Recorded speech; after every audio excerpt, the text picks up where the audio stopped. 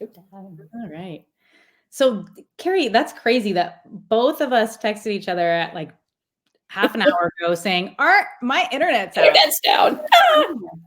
Like, was there a worldwide glitch? Is there something out there? Yeah, so somebody's hacking the American system right now, or maybe it's the aliens. I don't know. Yeah. But it was very weird. But at least they both came on at about the same time. So, Yep. So I was gonna have to use my phone as a hotspot, which that's funny. So where are we at football wise? We haven't talked about football, but I guess we can say neither of our leaders' teams are in the Super Bowl. So now it's like, okay, whoever wins. It's not a big deal in the dog gurus world. Yeah, well, since I'm from California, I'm gonna have to say 49ers. That's who I'm gonna root for. What about you? Yeah, I would say the same thing because, Shanahan, it's Mike Shanahan, who used to be the coach of the Broncos, which is my team. His son coaches the 49ers. And then one of the players from the Broncos, his son is playing on the team. So I think I'm going to root for the 49ers too. Good. Yeah. All right. We have a couple viewers out there. So if you can hear us, please say hello in the chat. We just want to know that our technology is working. Working. Yeah. Our internet was going kaput like right before this. So even though we're in two very different places of America. Of the country. Yeah. But if you could just write in the chat, we'd appreciate it.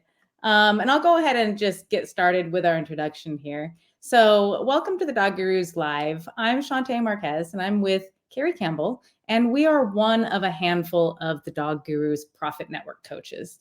So the Dog Gurus help pet care businesses launch, grow, and profit. We offer one-on-one coaching as well as staff training resources. And a couple things that make us unique is that we are a collective of pet care business owners that are passionate about helping others reach their business goals, as well as we join the efforts of elevating the pet care industry with positive reinforcement dog handling methods. In fact, we are the only all positive reinforcement staff training courses. We have the only all positive reinforcement staff training courses that is accredited by PAC, CCPDT, and AAVSB. It's kind of a mouthful, but I got it out. Yeah, it's a lot of acronyms. Yeah. But it's a good thing. It's a good thing. Guarantee it. But I also want to take a moment to let you know about our live event that's coming up. So it's called the Business Breakthrough Workshop in Denver, Colorado. It's April 9th through the 11th. And if you're looking to increase your profitability, deliver excellent care quality, implement or enhance your enrichment daycare services, and grow your business and retain your staff, then this is your jam. This is where you should be. Come hang out with us for a couple of weeks. We're going to do a lot of workshops. It's going to be a ton of fun. It's always super uplifting and inspirational. We know that you'll walk away with some actionable strategies that you can implement the next day when you get home. So I'll go ahead and put the registration page up and grab a ticket before it sells out. And now I'll get down to the nitty gritty of today's topic. So how to delegate and get your time back. So this is actually one of my favorite topics to talk about. And I believe it's because it was one of the most valuable lessons that I learned while running my business. And I had a hard time knowing what I should delegate, number one. And then once I delegated that stuff, learning how to step back and let people do it. But what I realized once I did achieve that is that I was hindering my success. I was stunting my own growth in the business by not delegating tasks to others that can get it done better, just as good, or more proficiently. So let's talk a little bit about the why we should delegate. Carrie, do you have anything to chime in on that? Well, I would just say that you never know how empowering it is for one of your staff members to get something delegated to them. It gives them a sense of responsibility. So while we tend to be wanting to hang on to it, nobody can do things as good as I can. A lot of times, like you said, when you delegate it, you find out somebody does it better or they can do it in a more timely fashion. But all in all, it does also empower them. It helps them step up and feel like they have more of a share in what the overall mission of the organization is. So. Exactly. And it looks like we do have some people saying hello. So hello, Tina. Hope you're doing well today. And Amanda, hi. Thanks for joining us. We always love that when people talk with us. And in the meantime, while we're talking about this, if you guys have any comments or you want to contribute, ask questions, please go ahead and write in the chat. But absolutely. And so the other thing that I want to mention by business owners, when you don't successfully delegate or you don't delegate to your staff, it's actually causing you to lose money. And let's think about it like this.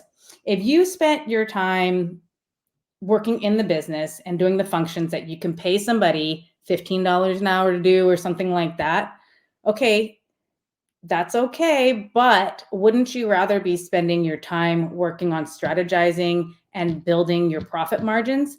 Think about if you took that time to increase your profit margins by 10%, what does that equate to money wise?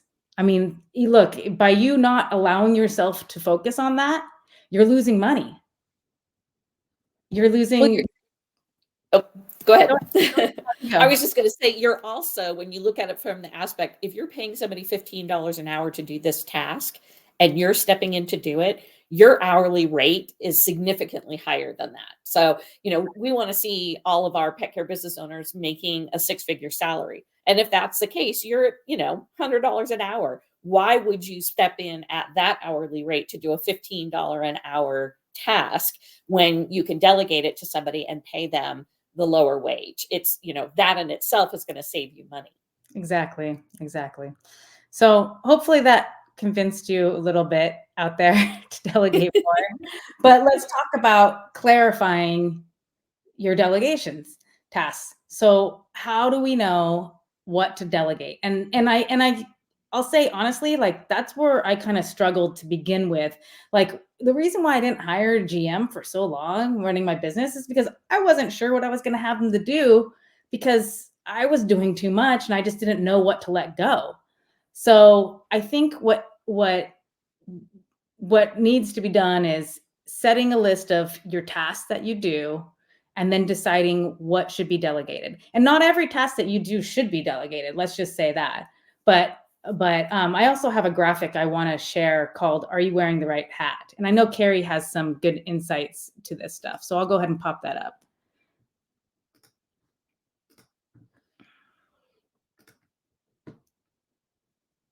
Sorry, it's taking me.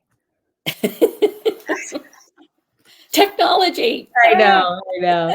Okay, here we go. All right. Can you see that? Yeah. It's at 67%. Can you make it a little bigger? Yes, I can. Let's see. Okay, I can this scroll. is scroll. Yeah. That's perfect. So yeah, we're looking at kind of the 7 wings, if you will, or divisions of your business. So you've got your company, then marketing aspect, customer service, staff management, financial operations, and sales. So when you're looking at that overall big picture and you're really, working on the foundation items of your mission, vision, values, and purpose statement, that should be coming from you. That's where you should be setting the example and putting those foundational items in place. If you are looking at marketing from a standpoint of a bigger purpose of a new service that's coming out, or if you're in the very beginning and you're marketing to get just the growth of your client base and getting customers in the door, I would say would be more on your plate. Once you have an established clientele, that can be something that can be delegated because, your marketing can be, well, Shante, this is more your area of expertise, but your marketing can, it can be done, via social media, and you can definitely delegate your social media to staff. They love taking pictures. Half of them are younger and they are more savvy with that technology anyway. So, that's definitely, I don't know if you want to add anything on the marketing side, Shante, but. No, I definitely think growing your client base, and marketing is a huge job. I mean, in and itself. And there's a lot of avenues that you can utilize, not only the social media, that's obvious, right? And yes, use your staff for that, because I'm like one of those, I think it's progressive commercials that don't know how to take a selfie, right? Where they're like, you turn into your parents. That's Yeah. how I am. I'm not good at this. I don't like to be on camera, even though I'm doing this. Yeah.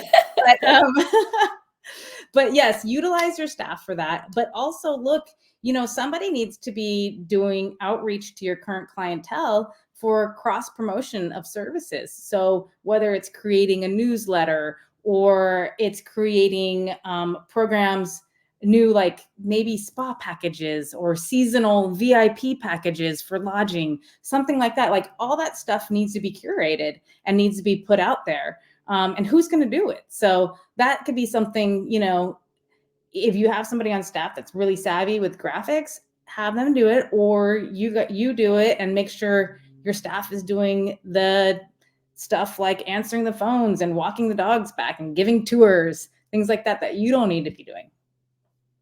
Yeah, and when you're looking at the next aspect of customer service, again, kind of achieving that excellence in your ratings and reviews and your brand reputation, that's twofold. That goes back to the company and you as the owner putting those foundation items in place so that the customer service and the quality of care that you're providing matches those vision, mission, values, and purpose. And there's elements of customer service that is an SOP, how you want your phones answered, how you want your staff to interact with clients. Once that's established, that can be delegated to whoever is managing the staff. It kind of falls into that operations aspect that they are monitoring the workflow of those that are underneath them, and they're able to report back to you if there are incidents or things that you need to be made aware of. But that day to day can definitely be delegated down to leadership and those that are subordinates of the leadership team. And that goes right into staff management. Just making sure that you're maintaining a well-trained staff who are informed that the communication flow from what your expectations are to your leadership team, and then that the leadership team communicating that to the staff that are doing those day-to-day operations, that the expectations are very clear so that they can be met. And then tying that in on the financial side, just kind of taking this step by step. Anything that you do that can be measured and that can be even bonus structured, making sure that you're monitoring your financials and that your leadership team or your management have a part in that. Because if they understand what the financials are and what the budget is they're working within, then you can help set some key performance indicators that they get to meet. And if they meet or exceed those, they can have a bonus structure tied to that. So, but overall, it's your responsibility to really understand the financial health of your business. So knowing your numbers, tracking your financials on a monthly basis is really key to making sure that the company is financially solid. And again, going into the operations, setting whatever those standard operating procedures are and how you want the staff to interact, that company culture, getting that in place, but then delegating the supervision of the workflow and the achievement of those day-to-day operations can easily be delegated to your leadership team. And then finally, sales, and this is definitely Shantae's area of expertise as far as really having a good sales culture and documenting how you want that workflow to go. And I'll let you speak to that, Shantae. Yeah, absolutely. I mean, look, sales should be systematic. You should have a system of process for your staff to follow through when conducting sales in your business. I mean, it starts from the very first point of contact that you have with your customer, and that's by gathering the information from them of what their needs are. And when you do that, you should be creating a customer profile in there. And then with that information that you learned about them, that's how you formulate your tour, because then you can actually give a tour that's specifically tailored to their needs and talk about how specifically you're going to be able to help solve whatever reasons they're coming to you for. So, and then of course you also want to be tracking your sales, just goes along with the financials. But yeah, Just think about that from the standpoint of facilities that do multiple pet boarding or lodging. So, they're doing cats and dogs and rabbits or small animals. And, if you get a sales call that comes in for somebody who is looking for lodging for their cat, you're not going to have them come in and give them a tour of everything dog in your facility, right? So, it's just as an example of, really listening to what the customer is asking, and you can formulate everything based on that. So, Yeah. And the last step would be identify who you want to delegate with. But I'll just say this one thing is that it's really hard to delegate to your staff when you don't have systems in place. So when Carrie was mentioning the operations, it's so important to have your operating procedures in place, having your duties lists in place. I mean, when the staff doesn't have direction and they don't have systems to follow, it's chaos. And chaos equals poor quality of care. I don't care what anybody says. That's what I believe. It's really hard to have consistent quality care if you don't have systems in place. So I'll just say that. But this is a good time to talk about, we do have an opportunity if you are one of those businesses that is struggling to create standard operating procedures and to create systems in your business. We actually have a workshop coming up called SOP Challenge. And let's see, actually, I think I can go through, share my screen again. perfect. Yeah, this is an excellent time because we're kind of right after the holiday rush, but before things really start to pick up for spring break. So now is the time to kind of review what your systems are. And if you don't have them in place or you haven't finalized them, take this time to get involved with a group, get some advice from the dog gurus, as well as work, one-on-one during the workshop, so that you can get this done and in the challenge of that 30-day time frame. And you can see that we're going to show you how to utilize AI with these systems, creating these systems. So don't think it's going to be this huge thing where you're going to have to write every single word. We're going to make it easy for you, and we're going to show you a way to do it really well and really quickly. But this is going to be a challenge that starts on February 20th. You can sign up, and there's more details here on the webpage. I did put the link in the chat, and if you're interested, you can check it out and sign up. Okay. Okay, so let's talk about, now we're at the stage of, we know we need to delegate. We've decided what we want to delegate, and now we know who to delegate to. So how do we ensure their success? Because there is steps involved with that, right? You can't just give somebody a task and give them no direction or no expectations to or goals to achieve, and then expect them to do it the way that you want them to do it, right? So you have to, so the first step is really define the desired outcome. So when you give somebody a task, you need to let them know, what is your expectations with that? What does it mean to you that it's a success? Is it quantitative? Is it quality? What is it? So I think that's really important. How do you measure success? Like, for example, if you give somebody enclosure to clean, well, my version of clean is a lot different than some other people's version of clean. So when we go through the steps on how to clean something, we give a step-by-step process, but we also back that up with, this is what it means to be clean. It has to be free of debris, hair, dog hair. It has to smell good. It has to be visually clean. Those things need to be reiterated. So you need to also, when you give directions, you need to also tell them what your outcome is, what the outcome that you desire is. The next thing would be provide the right level of resources. So I'll give a quick story. When I had my GM start to track KPIs, I wanted to make it as simple as possible for her. She actually wasn't very knowledgeable with Excel. So we found a course for her to take on how to just do the basics in Excel. Number one, very low cost course. It was something she could do in like a 2-3 day period. And then what I did is I created a master tool, like a little cheat sheet on Excel, where I had what KPI I wanted her to track, what the equation is, but then also the step-by-step functions on how to find that in Ginger, my software system. So basically she could follow which clicks she needed to have and what reports she needed to look at in order to find the numbers to put it into the equation for her to get the KPIs. And after I gave her that whole list on every single thing I wanted her to track, she thought it was fun. And she the numbers for she was like, no, this is kind of fun. It's like putting a puzzle together. And I was like, awesome. So the whole thing is you really want to set them up for success. And you need to provide them with the right resources. Sometimes the right resources are actually outsourcing.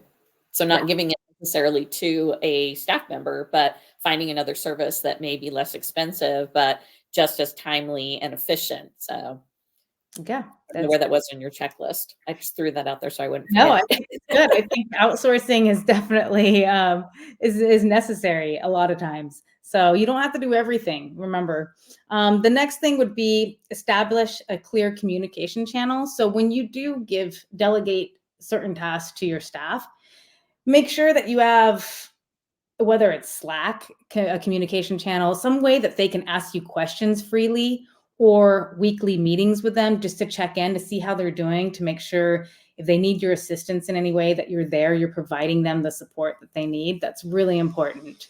Or maybe you have them fill out a report so you can look at and they can ask questions in there, but make sure that they are able to communicate with you easily and often. And then the fourth thing would be allow for failure. This is a hard one, right? Especially if you're a perfectionist out there. I mean, I'm not a perfectionist, but I don't know, Carrie, do you consider yourself a perfectionist? Carrie's kind of a nerd about numbers too. She like freaks out on it. So maybe a little bit. But look, you're going to have to allow for failure, because how are they going to learn if they don't make mistakes? You learn the best from making mistakes. So just allow for failure. And then with that, be patient. Be patient with them, because as somebody's learning something, it takes time. And whether you might be able to do something in a 30-minute process, like do it in 30 minutes, but it might take them an hour because they're learning it. So just be compassionate and be patient out there. And then go back to the first time you did it, because you probably didn't know how to do it efficiently the first time you did it too. And it's hard to remember that. Like, I remember when I'd have staff and they'd be training and they'd get frustrated with the new person, and I would have to just remind them that, look, put yourself in their shoes. It's not only learning something, it's also, look, you're around new people, you're around a new environment. It's hard. So just be compassionate, and if you're compassionate, that will follow suit with your employees too. And then, of course, once the task has been completed, provide feedback. They need to know if they did it right, or if there was room for improvement, or if they made a mistake. If you don't provide that feedback, and don't be afraid to give them compassionate, constructive feedback, they need to hear it in order for them to do it properly. And then, of course, give credit where it's due. So if they did do something well and they did something successfully, you need to shout it from the rooftops. You need to give them a pat on the back. That's really important. And we actually, Carrie, you could talk a little bit about the system. We have a product called Positive Feedback System. Oh, yeah, the feedback system. Okay, maybe I'm not saying it right. Never mind, strike. Sorry out there. Okay. Well, we do have a feedback system for people creating like reviews with your staff. Oh, okay. For management. Yeah. Sorry, I'm like, the employee performance feedback. That's it. Yes. Thank you. Yeah.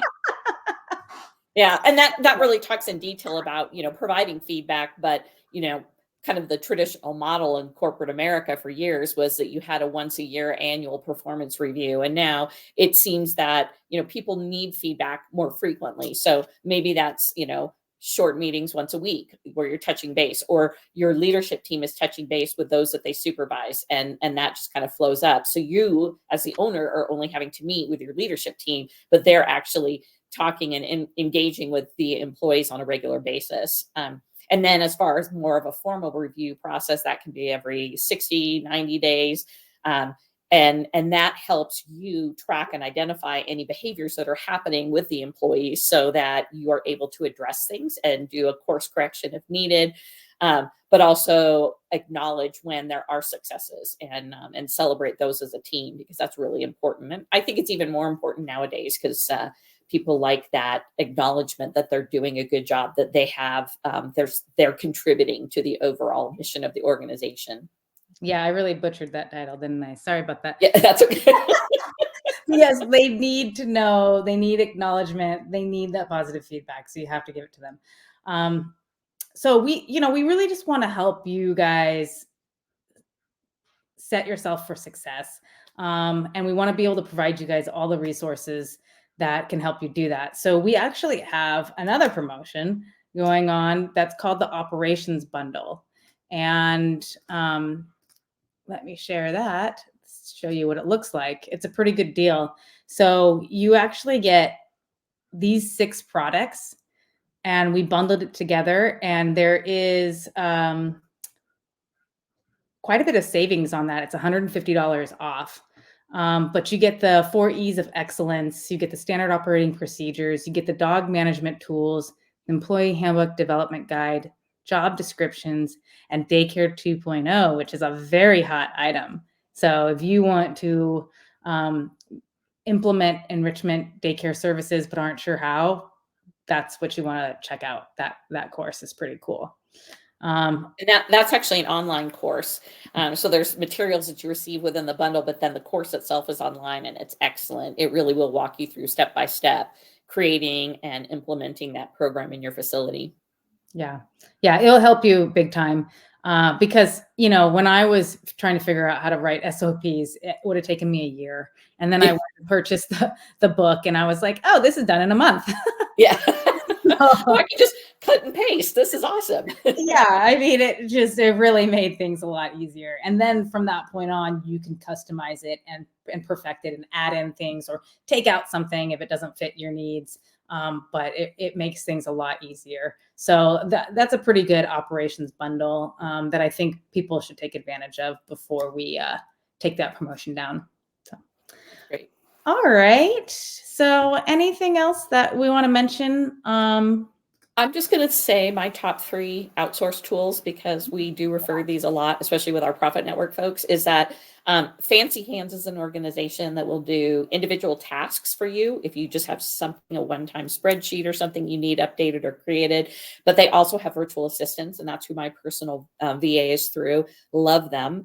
Upwork is another one where you can look for a specific task, and they have people in all areas of expertise. So you just kind of type in what you're looking for, and you just get a list of people that you connect with that can do the task for you.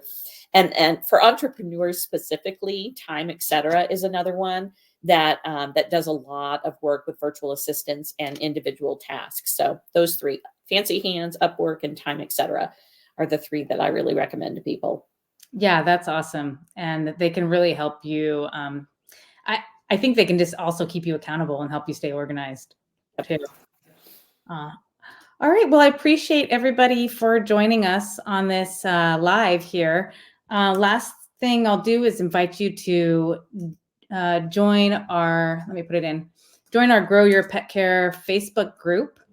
And the link is right there, but it's a really great place to just receive feedback or just support out there. It's a group filled with pet care entrepreneurs, and it's always very active. So check it out and join it if you're not already a member. All right, everybody have a great day. And you know what I was just thinking, Shantae? Today is the 31st of January, and you and I don't have to worry about this anymore, but it's like happy get your tax documents out to your employees deadline day, right? Yeah, that's true. Yeah, I know. That's always a big push for business owners. Yep. Yeah, that's true. So hopefully everybody mailed out those W-2s. Yeah. Because that's the deadline. So midnight tonight. So post offices stay open. Yeah. All right. Take care, everybody. Have a great day.